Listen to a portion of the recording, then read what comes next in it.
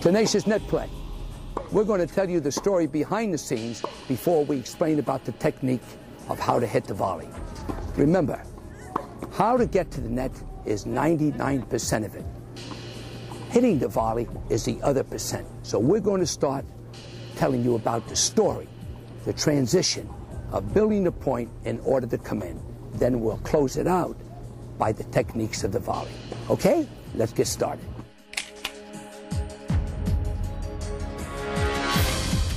Welcome to Nick Bollettieri's Tenacious Net Play. Tenacious Net Play offers a complete exploration of the attacking game, leaving you with powerful insight, clear strategic objectives, and techniques for making your skills tenacious.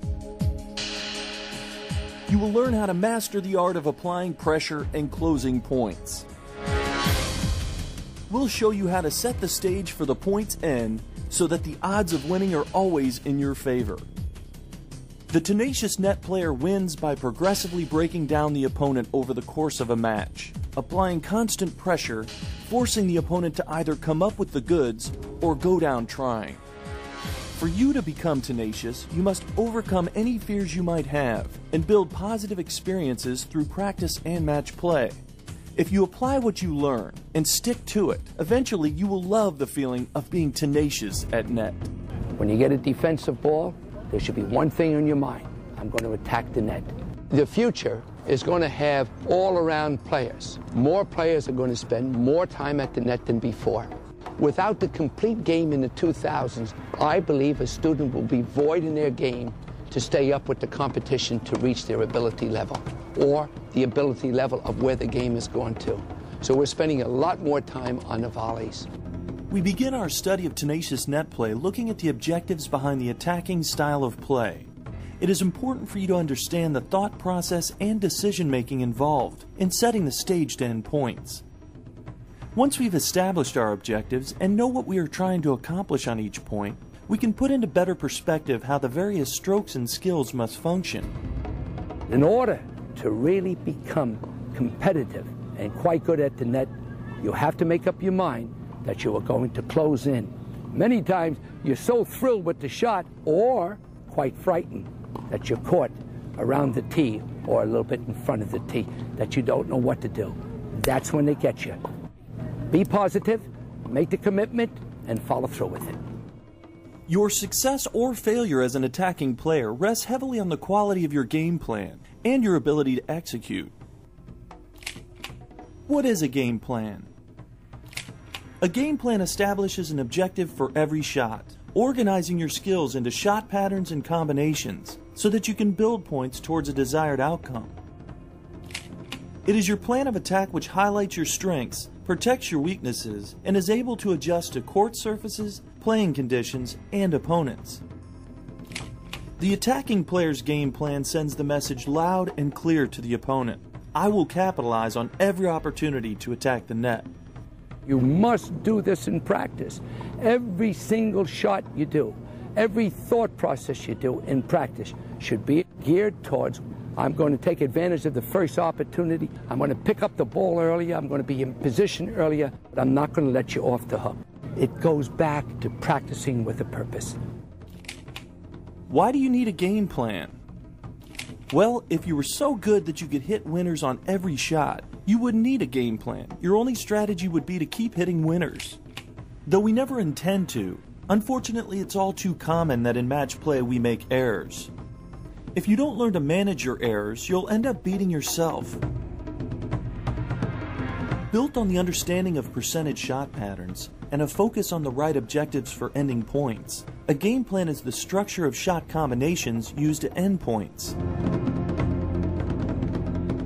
Rather than always relying on using one unbelievable shot to win points, you must put your trust in combining 2 or 3 good shots together to finish your points.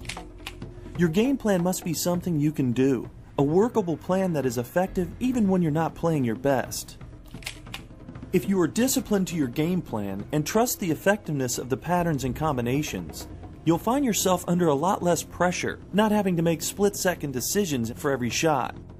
When I go to tournaments or I watch a lot of amateurs play, I sort of look at the attitude and the intensity of the approach shots. Some of them get up there and say, I'm just going to knock the beans out of the ball, and that counter-puncher back there, Andre Agassi, just saying, hey, the harder you hit the ball to me, the quicker it's going to reach me, and I'm going to flat out right catch you right at your feet. So, slow down a second. There has to be a variation of spin. Overspin, a little underspin, sometimes driving, sometimes even slowing down the approach shot, enabling you to get in a little closer to the net. So don't think that tenacious net play comes from a thundering approach shot. It comes from a combination of shots that keep the counter puncher thinking and confused. Point structure shows us the 4 stages of how points are built from start to finish. Your stroke inventory consists of the tools you have to carry out your plan. You can see that the objectives behind your serve and return are to get the point started. Stage 2 is the setting up of the point through the ground stroke rally, where you're looking to create opportunities to attack.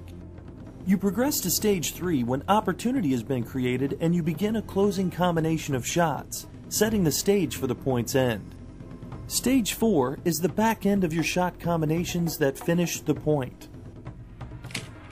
Obviously, not all points will progress through all 4 stages. For example, to serve and volley, your serve is being used as an approach shot, so essentially you go from stage 1 to stages 3 and 4, eliminating the rally.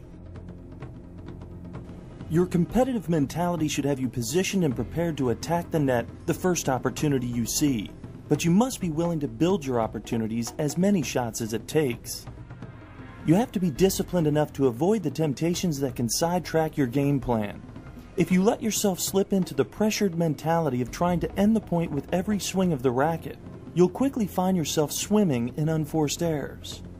Power is only one of the ingredients of the formula.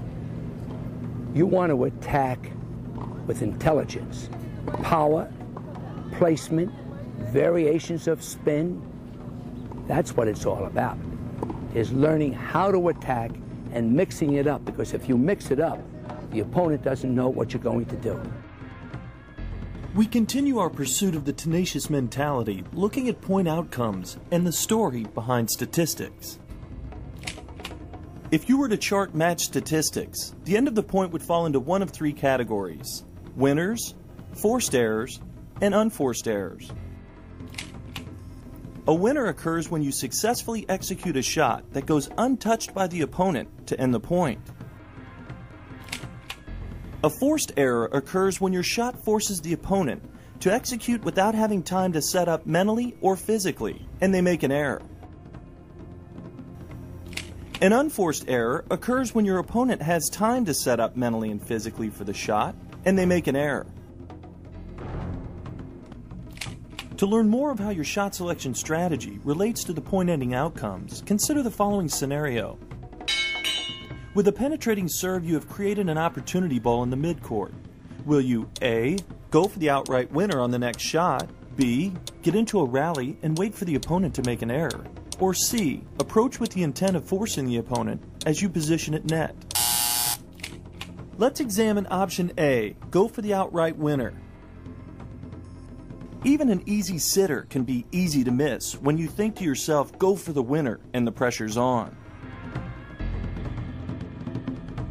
To put it on the line under tough circumstances and come up with the big winner is certainly a glorious moment for any player. There's no greater feeling, except for winning the match itself. But when you hit with the intent of creating an outright winner, you put added pressure on yourself, and often you try to make the shot better than it needed to be, resulting in an error. In the final match statistics, if the same short ball opportunity were to occur 100 times, would you be satisfied with 35 of those glorious winners? Maybe so, but before you answer, you have to ask yourself the question, what happened on the other 65 points? Well, you made unforced errors on 55 of those points. In the big picture, your short ball decision to go for it is now costing you far more points than you're winning. Closing winners can be just as rewarding, and going home with the trophy will feel even better when you focus on creating winners at net as the back end of a combination. Take the pressure off yourself and build points. When you get that defensive ball, do not go for a winner on that particular shot. It's part of a series of shots, which start with controlling the center of the court, the approach shot, the first volley, move in further, the put-away volley. It's a combination of shots. We continue our short ball scenario looking at option B. Get into a rally and wait for the opponent to make an error. If you repeatedly pass on blatant opportunities to attack, choosing to stay back and rally, you're actually doing your opponent a favor. In no time at all, your opponent will be rallying comfortably, with no pressure of having to keep the ball deep. That's when consistent depth on the shots gets easiest to achieve. Secondly, waiting for errors and playing it safe only works some of the time, and that's when the opponent is willing to give you the match on errors. Unless you learn to force the action, you'll lose to players who can. Certainly, you want to build the points, but you have one thought in mind. Don't stay back there too long. Your opportunities to attack will diminish. Attack right away, or even attack before you're supposed to come in. The attacker must say, hey, if they have to head up and they're off the court in that position, I'm going to go in sometimes and volley to the open court. So when you see that girl or boy hitting up on the volley and you're about in this position, you say, heck with it. I'm going to go in, because for them to get the ball over the net, they have to lift it. And then you're in position to put it away. Stefan Edberg was fantastic in creating this, the same as Boris Becker. And once you get to that net, there's no longer keeping the play. A good forcing first volley from within the tee and close in, baby. Close in and end the point. That takes us to our final option C. Approach with the intent of forcing the opponent as you position at net. Rather than turning every short ball opportunity into an attempted winner, we choose to approach with the intent to force. Your intent to force means in your own mind, you're allowing for margin of error, not requiring perfection on your shot. This allows you to maintain a much higher percentage of approach shots in play, reducing your unforced errors. By selecting option C, you will have set the stage for the following possibilities. You will force the opponent to A. Come up with a big winner, B. Break down with a forced error, or C. Give you a volley or overhead opportunity to end the point. The odds tell us when you can effectively force on the approach, the frequency of winners by the opponent will be far offset by the number of forced errors they commit, in addition to the put-away winners you will have at net. You can't allow yourself to lose your tenacious edge and get discouraged over the occasional errors you make in setting up the point. Just remember, if you stayed within your game plan, you were at least going for the right shot.